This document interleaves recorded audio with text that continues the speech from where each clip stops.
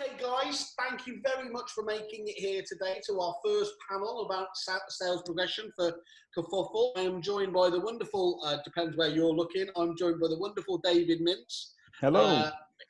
Operational in his office, helping the public as a keyword, sell property into move, so he's the good guy. I'm representing the suppliers. And then what we've got is we've got a selection. We've got an elite cadre of people here. So the way I'm looking at it, we've got Richard Megson from Mansell. Just give us a wave, Richard. Morning. We were talking about before the fantastically coiffured and dressed Babek from OneDome. Please, Babek, give us a shout out. Alex looking good with the cliff there. Say hello, Alex, Mr. Willis. From Hi, guys. We've got Bryan from Bryan, good Liverpool fan there from Gazeal. Do you want to give us a shout out? That's some product holding that hair up there, Bryan. Very impressive. A lot of products as well. We've got John Horton from Mio. Hello, John. He's fighting broadband issues, but we've got him for the moment. And then we've got Tony from AVRillo. And Tony, you will notice you're the only one that got the Pele single name thing going on there. So that's what happens when your personal name is as big as your own brand. So welcome, Tony, as well from the fantastic AVRillo. Thank you all, guys. I am not for once going to waffle too much because I want to get straight into it. We're going to ask a few generic questions, and we've got individual questions as well. And as I said, we've taken a few questions hopefully from the floor as well over the week, and we'll, if we've got time at the end, we'll portray those back to you. One of the things we do at kerfuffle is we try and do white papers on it, and the reason we're here today is this month for us is sales progression month. You know, that's how exciting we are. We thought we'd go for the zinger straight away. And we did a survey out to a few hundred agents, and I think it was probably not the most surprising thing. It's probably the No Shit Sherlock Award. 100% of agents thought the conveyancing process took too long. I think that's obviously speaks for itself. It talks that there is a little bit of antipathy, if we're honest, between the two very close industries there. But I wanted to kick off really with getting into a bit of detail with it and talking about what the main pain points are in traditional sales progression.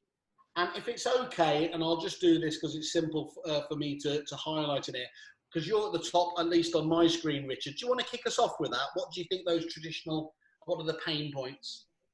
Well, I think with sales progression, there's a lot of pain. Just coming back to your white paper, lots of agents don't do sales progression well. So some of the bigger corporates will have, they'll either outsource or probably more likely have a dedicated resource. But just going to some sort of detail, I mean, you know, around the table here or on the screen, there's different businesses with different types of approach to this, but I think we'd all agree, and you've just said it, that the conveyancing process takes too long and it's too painful. So we as a business would welcome any initiative, be it a service-led business like ours or technology like some of the other guys around the table. But particularly in terms of pain points, I guess traditionally there is a lack of collaboration between agents and solicitors. Certainly some of the webinars I've been on and the solicitors we work with, there is a desire to make that relationship more productive. I think in terms of sales progression, sometimes a lack of knowledge. My co-director was a solicitor, a conveyancer, and the bane of his life was sales progressors phoning up, asking for an update, but without any real knowledge of what's being done. So I think progression is not just about progressing a case. I think it's about knowledge and actually adding and helping clients. It is, after all, a heavy lifting exercise, and lots of agents are not keen on it. I think chains are clearly an issue. I think agents, or some agents, don't do sales progression well because either they don't do it or they don't prioritize as a role in their business. And I think in general, traditionally, there's a lack of visibility of information.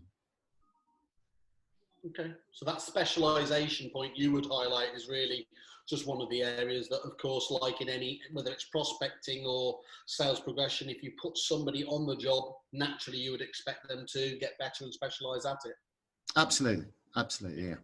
I don't think you can understate actually the issue there of communication between agents and solicitors, or sales progressors and solicitors. There used to be sort of a trial by fire initiation ceremony that they used to have at the company that I started at, and they would make you call 5 of the grumpiest solicitors in the world to chase a sale. And if you could, and then they're not paid to speak to you. Simply, they didn't see it as part of their job. It wasn't part of the process, and all this sort of touchy-feely customer service is that we have that focus nowadays. That wasn't there for solicitors back in the day, and so agents got used to knowing that on the whole, solicitors were going to stonewall them, not want to take their calls, or not really want to get involved with them. So it's really interesting. I think that's changing, but it's still there in a lot of traditional firms. If you don't mind me, Simon, Yeah. I kind of agree with David and Richard.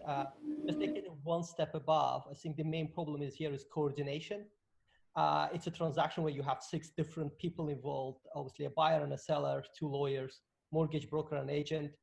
And at the moment, there isn't actually anything that connects them. So this coordination is quite a big problem, where everybody is, what is outstanding, what needs to be done, what is, and also consumer education as well. Like, I mean, most of the buyers and sellers are not seasoned buyers and sellers. If you look at the stats in UK, consumer buys a property every 8-9 years. Now there's a discussion, actually, it's longer than that now. It's more like 15-18 years. So it's quite a long time. So people don't really know what they need to do.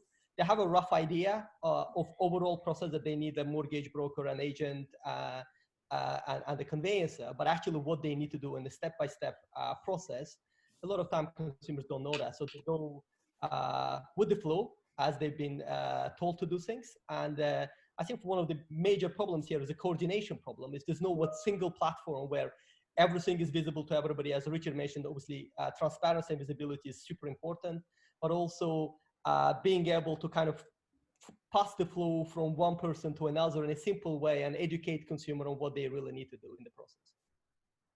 Simon, I would second what everyone's saying, really, but from my perspective, I think sales progression is not just really tedious for estate agents, but it's for all of the parties that are involved throughout the whole process.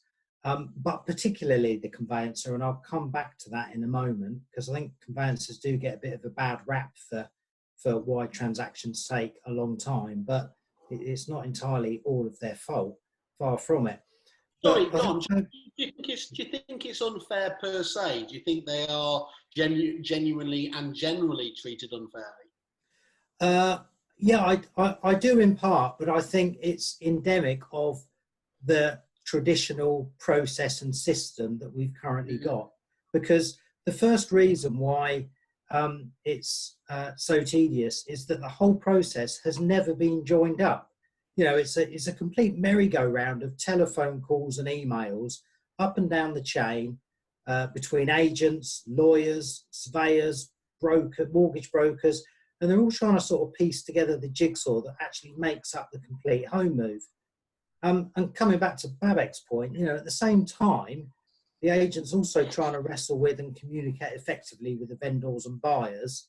And let's not lose sight, you know, a good agent is not just there to sell a home, but they're there to support and guide their customer through to the day that they pick up the keys. And coming back to Richard's point, I agree. The other big problem here is that different agents place a different level of importance on sales progression. Many of them we talk to, they still operate with paper-based systems, which I think with the more remote working has really highlighted some of the vulnerabilities of using paper. And actually, Simon, your question refers to the word traditional, and I think therein lies part of the problem. The traditional process is outdated. There's lots of duplication and inefficiency, which is why if you're a lawyer, and let's say you've got a 50 property caseload, on average, you're fielding somewhere in the region of 6 calls a week per case from all of the various people. And guess what? They're all asking the same question, just asking for an update. And that probably consumes about 15 hours of the conveyancer's time trying to field those phone calls rather than actually get on and do the conveyance. So I think with tradition, there comes a certain mindset that needs breaking. You know, we've always done it this way. And I think the market, and across agents in particular, because they're at the coalface of that client relationship, I think there needs to be more willingness to collaborate and change. You know, don't go looking for quick fixes. You know, look for longer term solutions is my advice. As an ex-estate agent for 30 years on here, I've got a different take on this. I agree with everything you've all said, but actually there's one fundamental problem that I believe is the quickest fix. Sales progression, first of all, from an estate agent's point of view, is not sales progression, it's sales chasing. You know, agents don't tend to progress a transaction forward. They tend to stop it from moving forward by trying to find out what's going on. That is for two reasons. First of all, sales progression should start when the property lists, not when it sells. And secondly, and this is probably, I think, the biggest issue. Now, Babek's point about consumer education is absolutely spot on, but there should be an industry education on sales progression with the negotiators, because let's face it, as someone, I ran a couple of very large agencies, and I know firsthand the pain on this. And that is that often the lister, the manager, the senior person lists the property, a senior negotiator negs the sale. And then if you don't have a full-time sales progression team, you're then leaving the progression of a transaction, i.e. your cash flow, to the people that know the least and probably have not owned a property for a long time to progress it. And all fairness to them, as an industry trainer as well, we see this everywhere. These poor people are trying to do their best with all the right intentions to provide customer service, but they become an unnecessary middleman in the process that slows it as well, because they don't know what they're supposed to be doing. And that's one of the biggest problems, I think. Great. Thank you, Brian.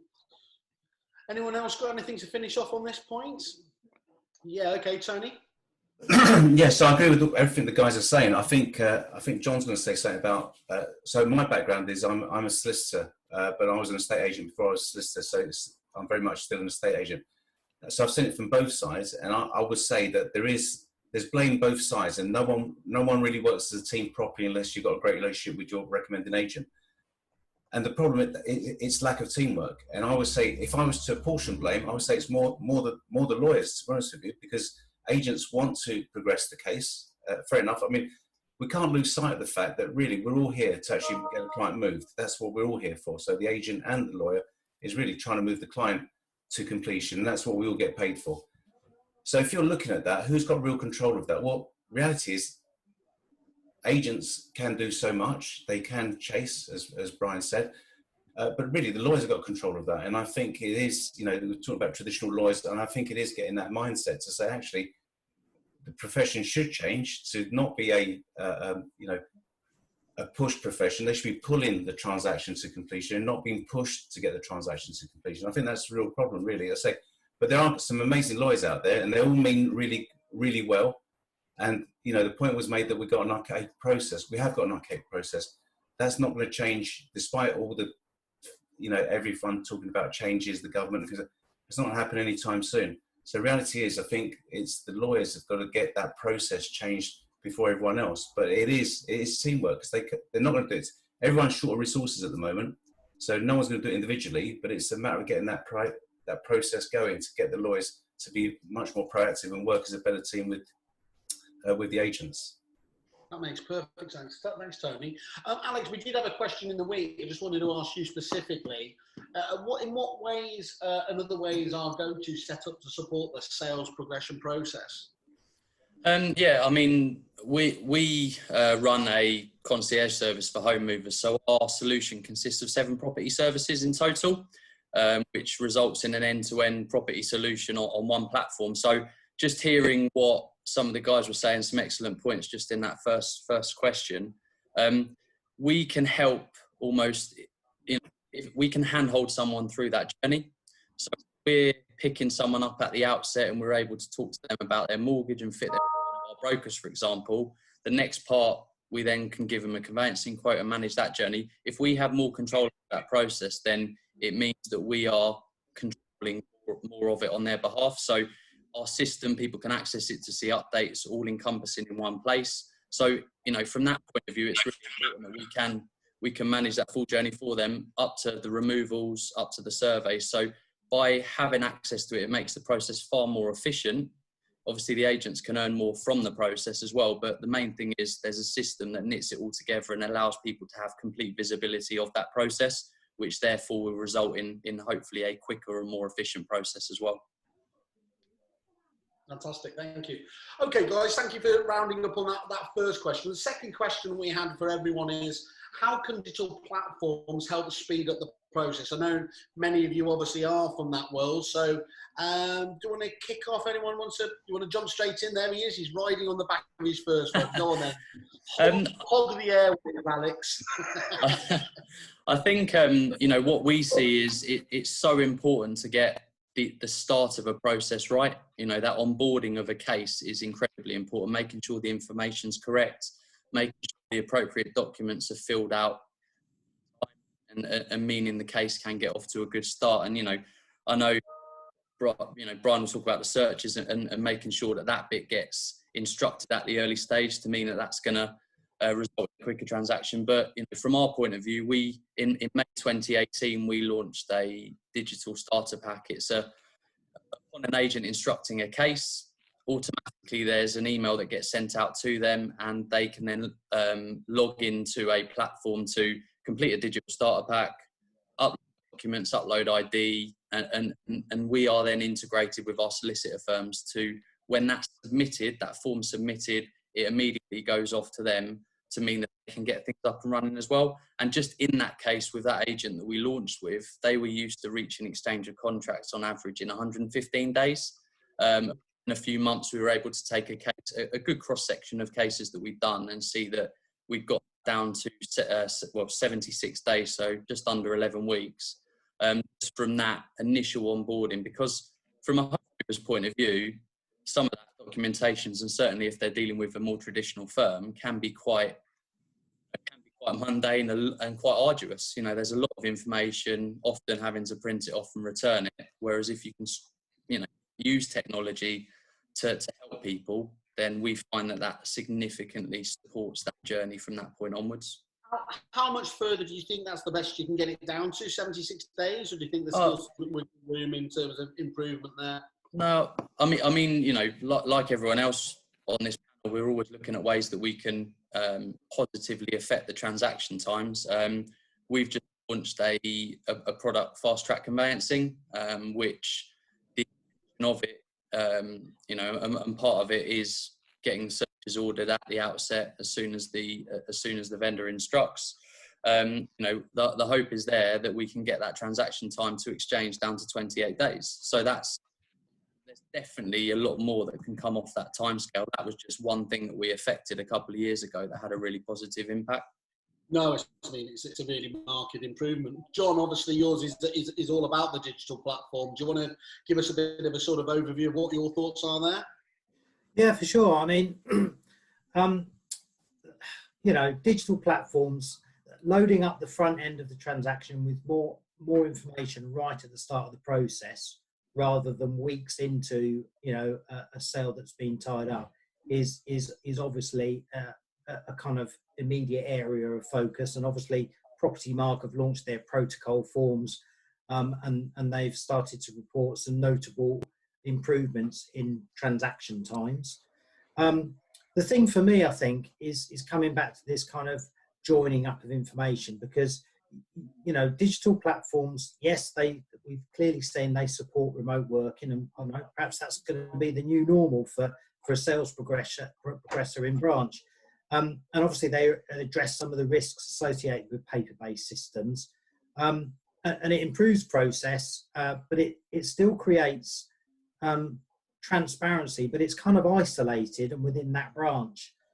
You know, a digital system can start scheduling reminders, and that kicks off the Mexican wave of phone calls and emails and chases that we saw earlier.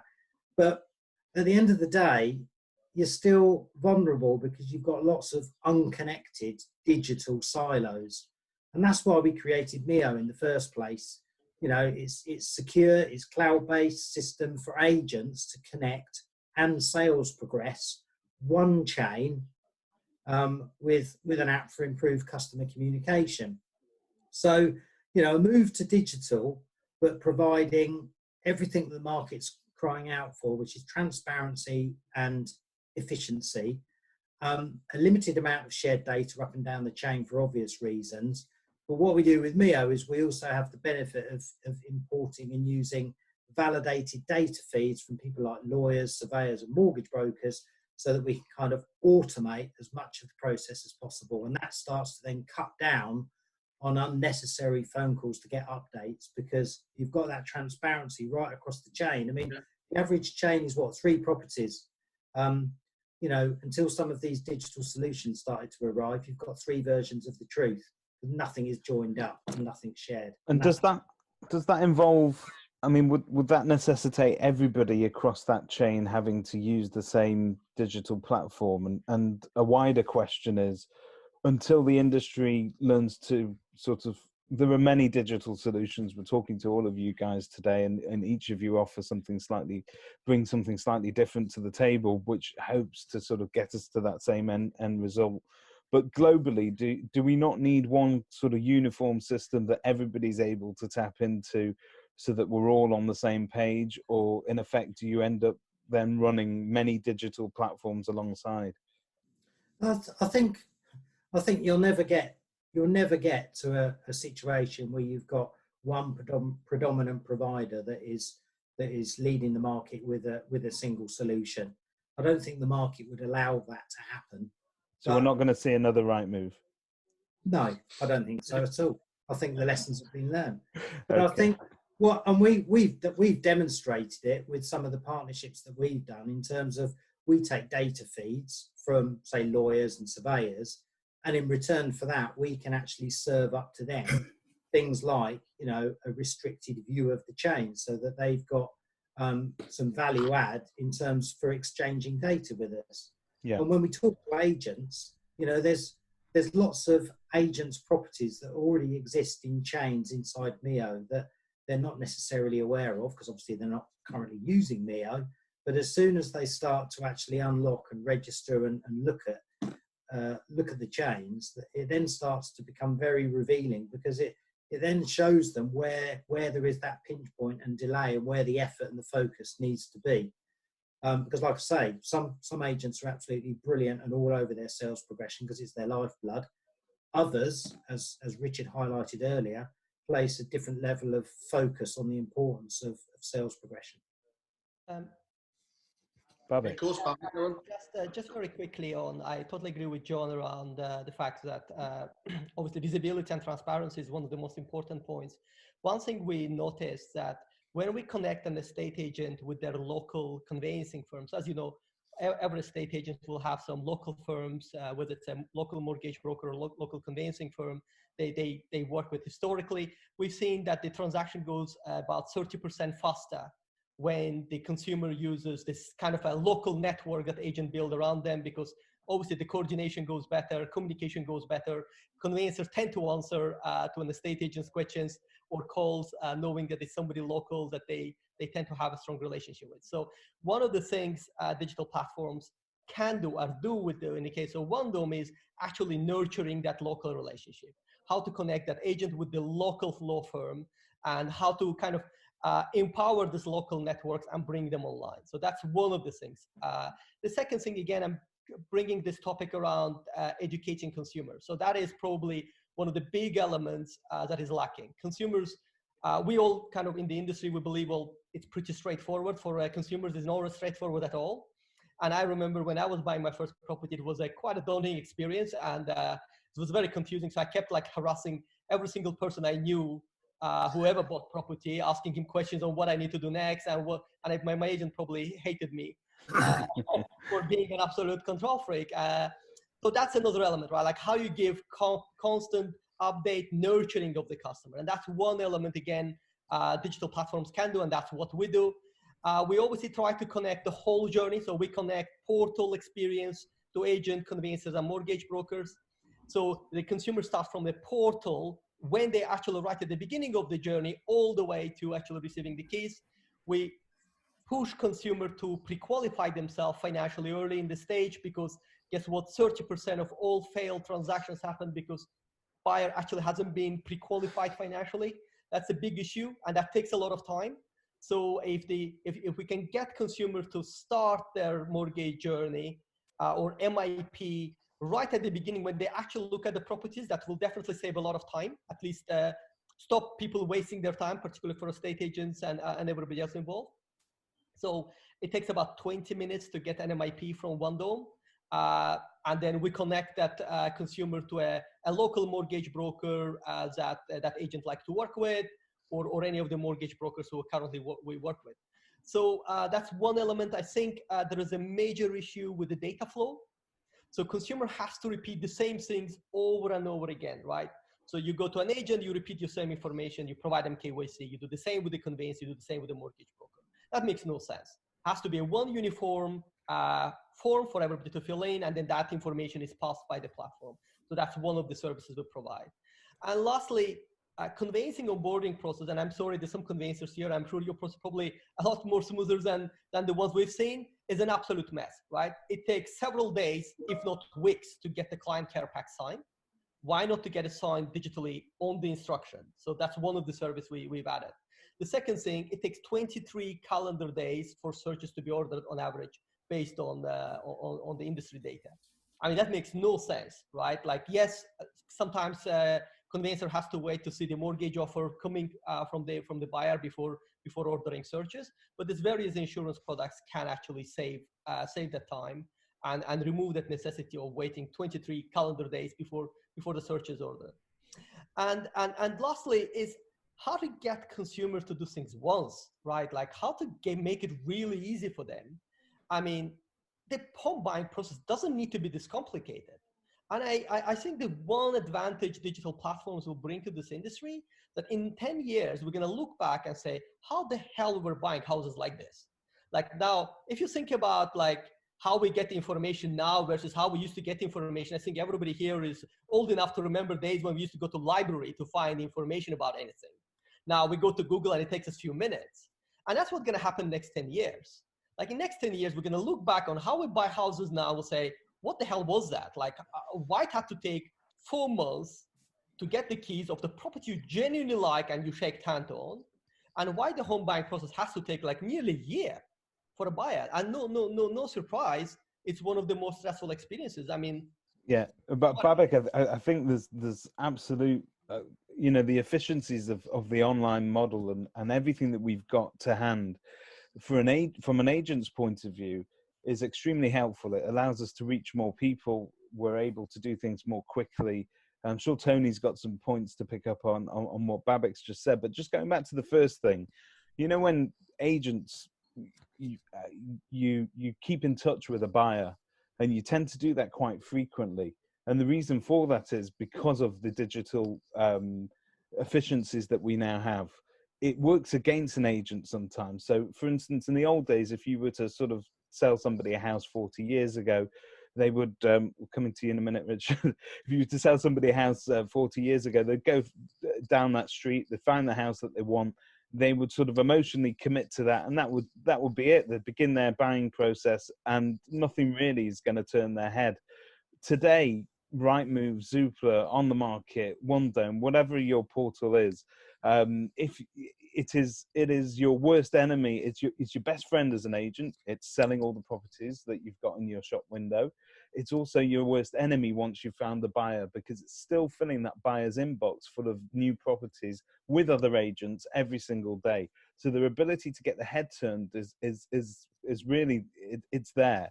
And in order to counteract that, what we have to do as agents is constantly keep in touch with that buyer, make sure that they're still there, that they're still talking to us, take the temperature of the sale, make sure it's not going cold. So sometimes, yeah, we do overdo it, but this paranoia has been built out of a digital nightmare. Or just use a reservation agreement, then you don't have to do it. I'll be talking to you. The temperature always stays hot, trust me. Okay, all right. Well, it's a valid point, isn't it? 10-second soundbite, that was great. Sorry, Richard, can I just say something?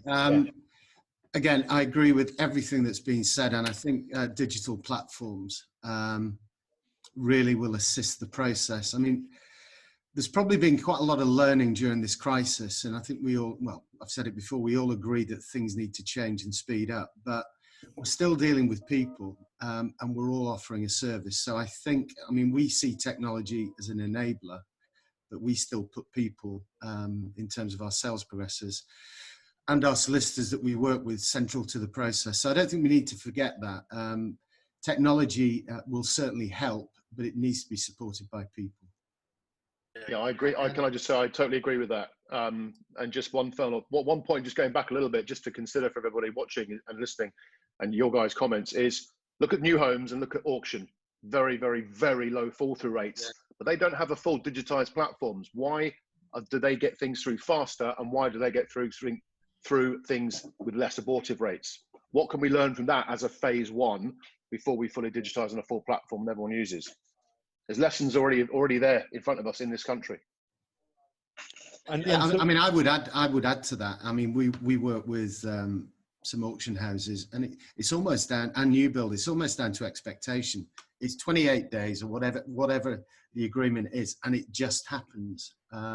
So, you know, we in terms of that point, Brian, completely agree. And maybe it's an element of conditioning as well. I did a piece in The Negotiator, and it was about the industry cooperating to help make it more efficient and quicker. But there's an element of that, or my thought is, I think sometimes people just accept that it's going to be painful, it's going to take too long. And I think we need to change the mindset. Yeah. They need to demand more. I'm going to go to Tony first, then you, Alex. Yes, I wanted to say, conveyancing, there's some research done not that long ago actually, and they found that 75% of conveyancing is admin based. So the opportunity for digitalisation is there. I mean, it needs to happen because lawyers can't get transactions through because they're doing the admin type work, and that is what's happening for the majority of lawyers in the country. So it's there, and all the solutions that everyone's got a solution here for digital. That's what we need. I think one of the big things, what Richard picked up on, is that the fact is lawyers need to be pushing this as well. So there's certain, and Babek said that I wouldn't be upset with Babek because he said the right thing.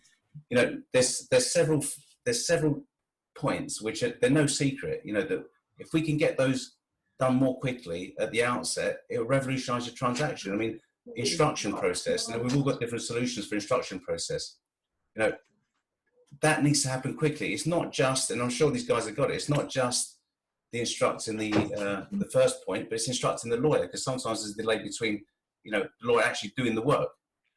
So that was something we looked at when we came out of agency, to get that instruction process from day one. That makes a massive difference to the timescale you're going to get to exchange. Most lawyers, I'm sure you guys got better stats than me, but it's probably about 2 weeks before they actually start doing something. You know, they might send the quote out, but nothing's happened. So instruction process, really easy. That's a fix that we've had in place for ages. Searches, and I know different guys have got different solutions for searches. That's an easy thing. Babek said it's 23 days.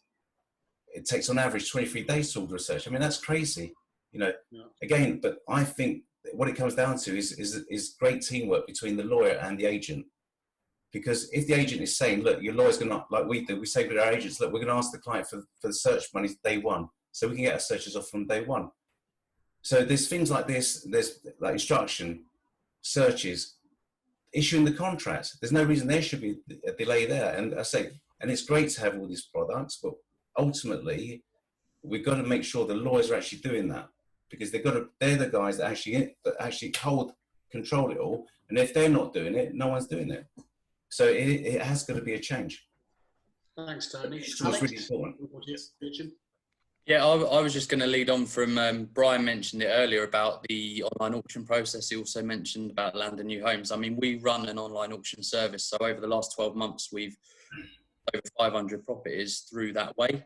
And, you know, a lot of what we do and what we're trying to adapt with our conveyancing process is from best practice and lessons learned from what we're seeing within that process. And the things that Bryan would have been alluding to are things like getting the legal pack created up front, you know, making sure that that information is available to the buyer so they can make an informed bid on that property.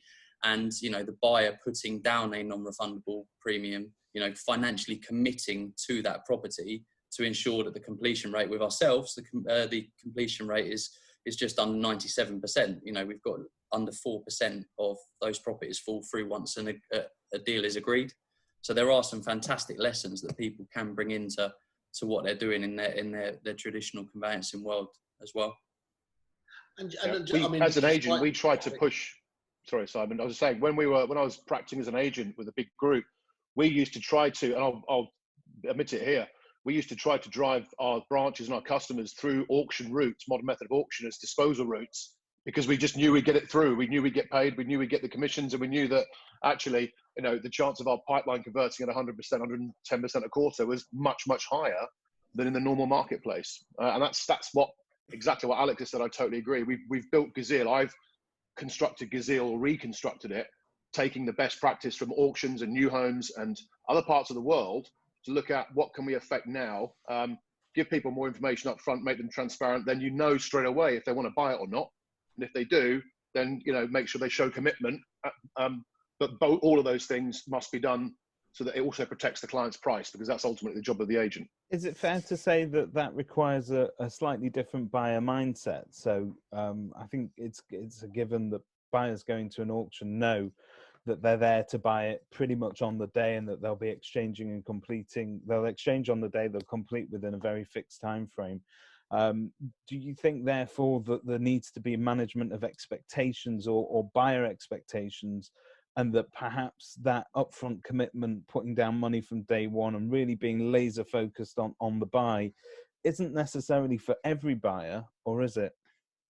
That's a really, really good point, and absolutely spot on. If you go to buy a new house or you go to buy at an auction, you know exactly already before you go, because of your research, what is expected of you. So don't go if you're not going to do it. The issue in the second-hand market is the fact that exactly that, it's not mandated by sellers and it's not mandated by agents. It's encouraged, but it's not mandated. So therefore the buyer has a choice. Now, of course, whenever there's a choice, you're not going to get every single buyer wanting to use a reservation agreement or wanting to put money down or whatever it is. And we've tackled those issues because we've done, I don't know, about 1,200, 1,300 cases this year on this. But one thing that is absolutely uniform across all of the things we're talking about is the requirement of more information up front, and getting lawyers instructed at instruction stage is critical if you want to decrease the time it's going to take in the diligence period of the transaction. Yeah. Guys, thank you for that. I think we've done that one pretty well there. I want to get moving on though, because I don't want to hold you onto your lunch, into your lunches. Okay, the next question is, what are the main causes of fall throughs, and how can your systems help prevent them from happening? Anybody want to jump on this? Put your hands in the air.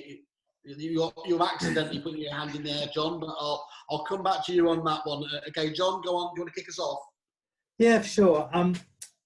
It's about reducing risk rather than looking for a kind of silver bullet system, because it just simply doesn't exist. There are numerous reasons why transactions will fall through that no one system can prevent.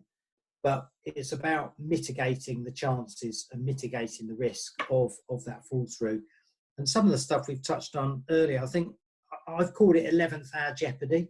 And it comes back to that point about the lack of information, and about gathering all the key bits of information from both your vendors and your buyers. And it sounds very obvious and it's all basic stuff, but it's a lot of the basic, let's not run away with ourselves here. Get the basics right, and the rest of it starts to fall into place. And thoroughly qualifying the chain at the earliest possible stage. And if you're then aware of key dates and any hurdles that need to be overcome, you're then starting to avoid some of that unforeseen jeopardy at the 11th hour, when it all starts to fall apart because everyone's ready to exchange, and all of a sudden you discover that one of the buyers actually is really struggling to get home and buildings insurance on the property that they're buying because it's an unusual structure or an unusual build. We'll flag that up right at the very early stage so they can start to sort of make those inquiries right up front. I mean, that's just a very simple, straightforward reason. Yeah. I think the other thing is that we all know that time kills deals, and I'll come back to Tony's point earlier. You know, 85% of land and property across England and Wales is digitised, registered title by the Land Registry, and a large proportion of property titles are very simple and very uncomplicated. So yeah, why does it take so long? And it's all about that lack of transparency and the fact that none of it's joined up. You know, you've just got all of these kind of silos of information, and it's trying to piece it together. And the longer it takes for a deal to go through, then you're starting to ramp up the risk rating of the deal falling apart for a multitude of reasons. David made a very valid point earlier. You know, if the average transaction is taking 16 weeks to come onto the market, and during that 16 weeks, as a consumer, I'm still being tempted with new properties that are coming onto the market, then, you know, it may swing my mood. I might start to sort of make inquiries about that property. Or it could be that the property I originally went for that I lost out on, the one that I'm going for now is taking so long to go through, by which time the original transaction, the original deal, has come back on the market. So I'm thinking, do you know what? Let's go for that chocolate box cottage that we really wanted because it's come back on the market. And that's another reason why transactions fall through. And communication. I mean, you look at the property ombudsman, their single largest area of complaint is around poor communication and bad record keeping by estate agents, admittedly. And it just kills deals. Yeah, well, I'm going to shamelessly nick your 11th hour Jeopardy quote, so you'll hear me talking about that. I'll try to name check you, but it might be a Simon Whale one by the end of the week. Sorry, there was Richard. Then I'm going to come back to you, Alex. I think we're all agreeing. I mean, key to what we do is trying to get our recommended solicitors instructed at the point of listing. It's really important. Getting people legally prepared to move is absolutely key. In terms of searches, we do something slightly different. We order searches, we fund them. We order searches on day one. Our recommended solicitors are instructed. Our average, Alex, I need to kick my staff, is 77 days, so you're beating me by a day. So congratulations, I thought we were quick. But it's all about front-ending information and unearthing potential problems earlier. I mean, I think it is worth pointing out, it's been really interesting over this period, that the conveyancing market is still tremendously fragmented. You know, even the biggest player in the market has got a relatively small market share. So you've got lots of solicitors doing slightly different things. You know, I applaud AVRillo. We work with some great firms, but ultimately, if you've got a solicitor on the other end of a transaction who insists on writing to clients by letter, it's, you know, there's a lot of inbuilt inertia. So I would absolutely ask agents or recommend agents to make sure that whichever solicitors, whichever conveyancing solution they partner with, just make sure that these are commercial and efficient, because it will make a huge difference. Do you think there's been a lot of talk about potentially 4,000 to 5,000 firms of solicitors going out of business during this process? Do we think that could actually be, I mean, it's terrible for, you know, all the normal caveats in terms of for the individuals, but I'm guessing it's going to be more of those companies you've just spoken about that go to the wall, unwilling to embrace technology. Do we think that could be actually a clear out? There's a long tail in conveyancing. There's still a lot of thousands of firms that do it. The market is consolidated to a degree, and Tony will have better stats than me. It may be, well, Fletcher Longstaff have gone to the wall. They were a really good firm and grew quickly. I suspect there are going to be, sadly, other casualties. Or it may be full service businesses think, do you know what, it's not worth the risk that conveyancing brings in terms of PI and the aggravation. So I think legal capacity, you know, may be an issue moving forward, because some firms will either exit because they want to, or probably more likely have to.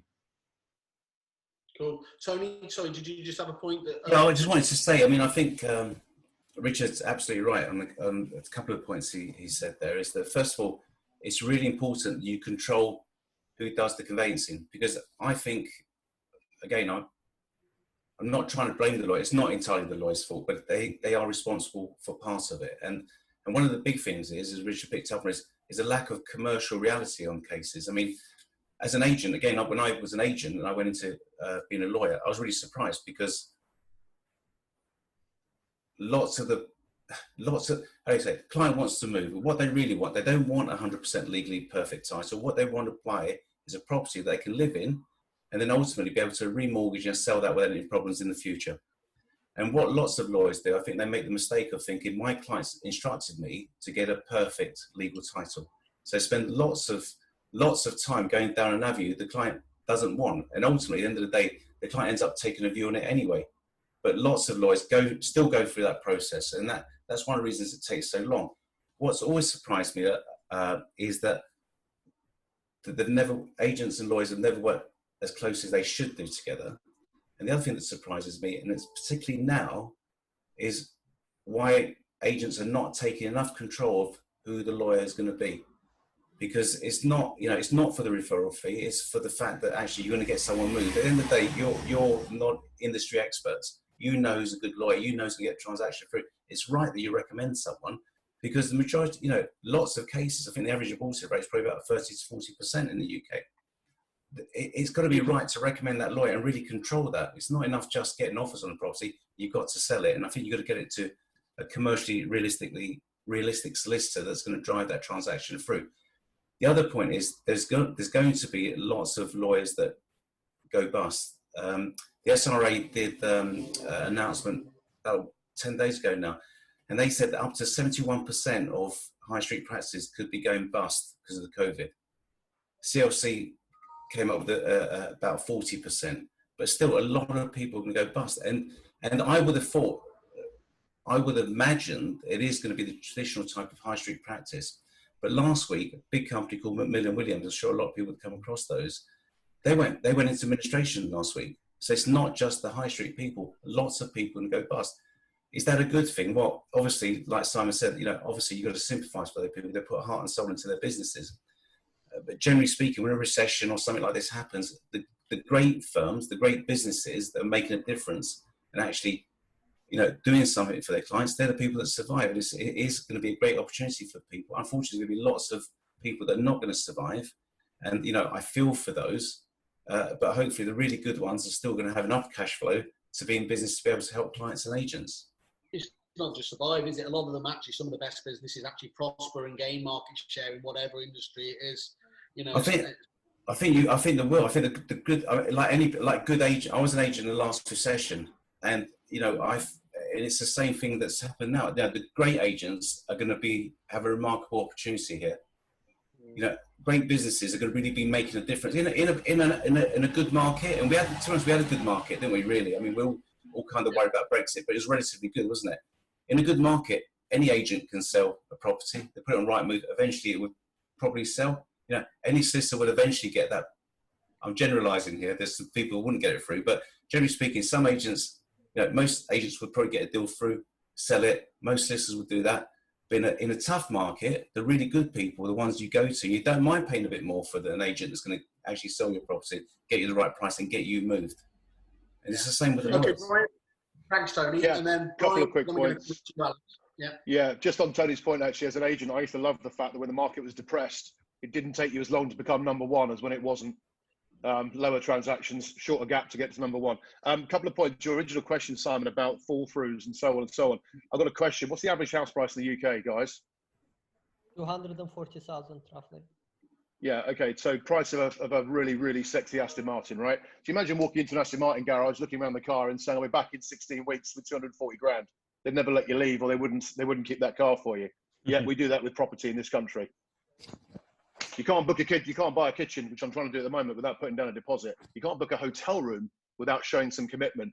And there is digitization that will change the industry. I've got no doubt about it. We will get there at some point. But what we're trying to do at Gazeal is we're trying to fix some of the problems right now, just to make it a little bit quicker and a little bit less painful, rather than trying to reinvent the wheel. We came away from a full digitized platform with everybody updating each other because we just found we couldn't get traction with it. We had some good agents, some great solicitors, but actually when you're in a chain, and if one link doesn't do it, the information's out of date.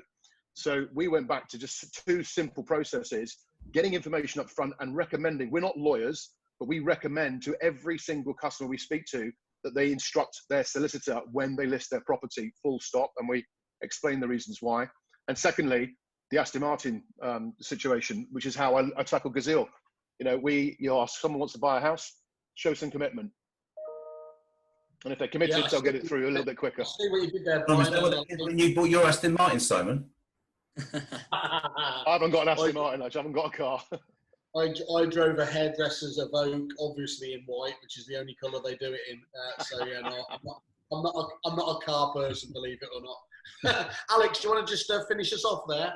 Yeah, absolutely. Yeah, I think the next few weeks and months are obviously going to be key in terms of, there's been quotes there about how many firms might go out of practice. It was quite well publicised over the last few weeks that technically the pipeline of properties, the market was frozen rather than having a mass fallout of fall through. So depending on what happens next, that's going to, there's a lot of people that might still have, and firms that might have active cases.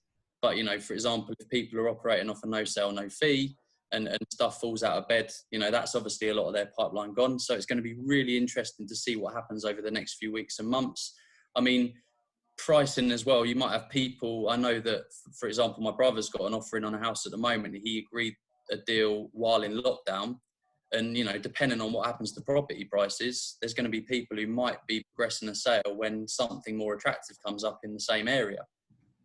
You might want to then look at buying and getting a bit more for their money. So what comes next is going to be really, really interesting to see what happens there. I've spent a lot of time talking to our surveyors this week in terms of what they're seeing and how they're pricing properties. And, technically from their point of view, there's not that much change. They're not, the prices aren't lower than pre-COVID. And, some of that's down to the comparables they've got to hand. But, they firmly believe that, the prices are still there or thereabouts with where they were. So it's going to be incredibly interesting as we move forward. I mean, with the auction service that we operate, a lot of the sellers that we deal with come to us after a fall through. So it's interesting to look at what they've gone through, and you get buyers who have changed their mind on them into a transaction, buyers who have had difficulty securing a mortgage, adverse surveys. There's obviously a lot of reasons for it. And I think, from our point of view, I've mentioned the digital starter pack, the way that a property can be onboarded properly with the correct information to get it off to the best start. The fast track conveyancing that includes getting the legal pack instructed upon instruction, so the property information is available up front. And then also, if we are working with an agent on conveyancing and auctions, for example, if they do have a fall through, then those agents can turn around to us and have another solution for those distressed sellers that have been let down. They can talk to them about another option in terms of auction. So we feel by having a number of these services available, we can be quite flexible and supportive of our agents to help them in most scenarios. Great, Alex. Thank you very much. Well, thanks. That's the end of those questions there. We've got a few individual ones. We've tried to get one for each of you. I think you've got one for John, haven't you, David? Let's just have a look. There is one that's come in on the Q&A as well, which is perhaps more for Richard, but I'll just throw it in there as well because it's just come in. How do teams tend to respond to the announcement of sales progression being moved to being outsourced? Does it take away their ability to earn extra commission through referrals, or do they embrace the opportunity? I'm not sure who asked that question. It's a really interesting question. And it will depend. So I've been speaking to lots of principals in agencies over the last 2 or 3 weeks, and for various reasons, furlough, cost base, risk, they are looking at outsourcing sales progression to businesses like ourselves. You will always get instances where there is a sales progressor in the business, so, turkeys don't vote for Christmas. But I think generally speaking, if it's a neg or somebody who is wearing a number of hats in the business, sales progression won't be top of their job satisfaction list. So the reality is, if some of that time and the phone calls and all the legwork is going to a third party, in the majority of instances, it would be welcomed. That's fantastic. And also, once they start using our service, if they see genuine benefits and an improvement in turnover of pipeline, then that obviously helps as well. Sure. A question for John, predominantly. Obviously, look, the market is back in full swing, and most agents like myself have been very busy, and we've been thrown back into the trenches, and we're dealing with everything that we have. Anybody that wants to embrace a digital platform, they're probably going to want to do it quickly, because they've got their hands full. They're now, that lockdown time is gone. How quickly does it take to sort of get online and get set up? Okay, yeah, great question. Time is precious. I mean, the whole coronavirus outbreak, we took the decision to help the estate agency market by making MEO free for the remainder of this year. So all an agent's got to do is complete a simple online registration form, fire it through to us, and we can create their MEO account in less than 24 hours, within the working day, and then we can provide them support via our kind of online training hub, get them up and running. And then what we'll do through our network of account managers is we'll work with that agent, start helping them build a community of other MEO enabled agents, because obviously agents need, we've discussed, agents need to collaborate more if they want to actually help to improve the home buying process. So yeah, the answer is very simple and straightforward. You can be up and running inside 24 hours.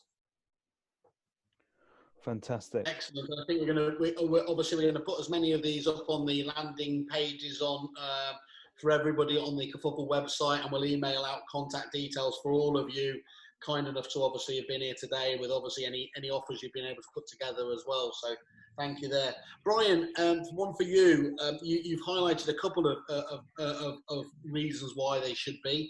What are the USPs? What are the reasons are there that people should use Gazeal? Well, as an agent, good question. As an agent, we were always trying to find things that we do that others don't in our town to separate ourselves from the pack, so to speak. So the first and most obvious one, and I guess the same is for all the people on this call, is that agents using technology or different services to separate themselves from their crowd where they can is a key one, to differentiate it. But ultimately, we want to make sure that if you look at the cash flow cycle of an estate agency business on sales, not rentals, most people wouldn't want to invest in it, let alone actually start one, because it could take 7-8 months to be paid. So we focus on two areas that can shorten that and obviously increase the amount people get paid by locking sales together. So if you've got 5%, 30%, 40% fall through rate, we can half that. Make more money. Thank you, Bryan. That's great. And you've got another one for Richard, I think. Have you, David? I have indeed, yeah. Richard, very simply, how much does your service cost? I was asked this question last week. So we've got two tailored sales progression solutions. So our sort of fully managed service that involves getting involved at the point of instruction using our recommended solicitors. Where our recommended solicitors are involved in any transaction, sales progression is free, and we pay a referral fee on those cases where our solicitors are instructed. So the vast majority of agents that we work with, it's an income stream, not a cost. For those cases where an agent has got their own conveyancing solution or relationships in place already, which we wouldn't want to cut across, we offer a standalone service where we do the sales progression once a sale's agreed. Our standard charge for that is £200, but we've agreed for all kerfuffle members an introductory offer of £100 for 3 months, but on a no sale, no fee basis, so only on completion. Right, okay, thank you for that. A couple of levels. Fantastic.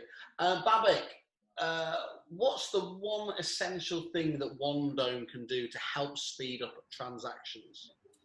Well, a number of things. The first one is obviously coordinating, bringing everybody together. But as I said earlier, one thing from our data we've seen is transactions go a lot faster when the local firms are involved in the transaction. And one thing our platform allows is to connect your agency with your preferred law firm and your preferred mortgage broker. And that's one of the USPs we have. We aim to help to keep the consumer within this kind of ecosystems that agents manage to build for themselves within their own locality.